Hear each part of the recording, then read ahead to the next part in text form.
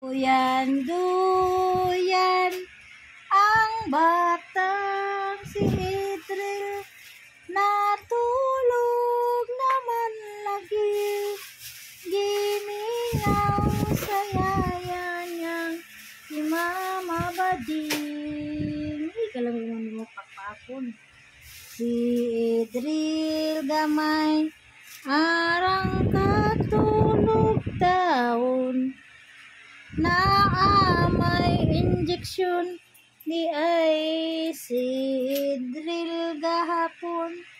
Naabot ang yaya, nakatulog kay gisayaw man sa Mama Bading niya.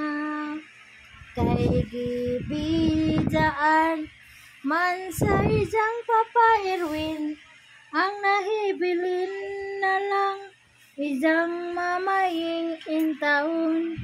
Gikapoy ijang mamaying dito sa ijang Mama Bading, natulog na intaon ang among batang gamay. Napugi ra ba kini si Idril lagi kuno matulog, arang katulog sa batang gamay. Kaluoy manin taon, amo maning bibi Idril, maon na laman taon ni kalingawan namo. Kay wa pa man may bigwis lagi, kanisa laman amo bibi nga si Idril, la la la lagi.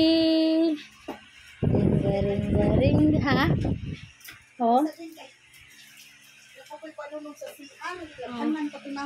Kau labo na to man la kantahan sa laman ni intaon namong bata, na intaon na pislok naman ang among batang gamay. Naamanayayay sa ilong, imo man ka nang gikusnit. O, diba? Sarap ng buhay. Tulog-tulog lang. O, sweet yaya, Bading. O, diba? Sarap, may duyan. La la la na nanambay sa mi, sa ijang mama inday lagi, kay wa man may balay en taon. Busy man ang mga tao ngadto, kay ijang Papa Doy busy man lagi. Naghalublak man in taon, kami nanumbahay naman diri sa ijang Mama Inday. Lalang lami ba? Lami ka kus nito nang nagigigil ko sa imong ule. Bye-bye guys, kanatog na mong bata guys.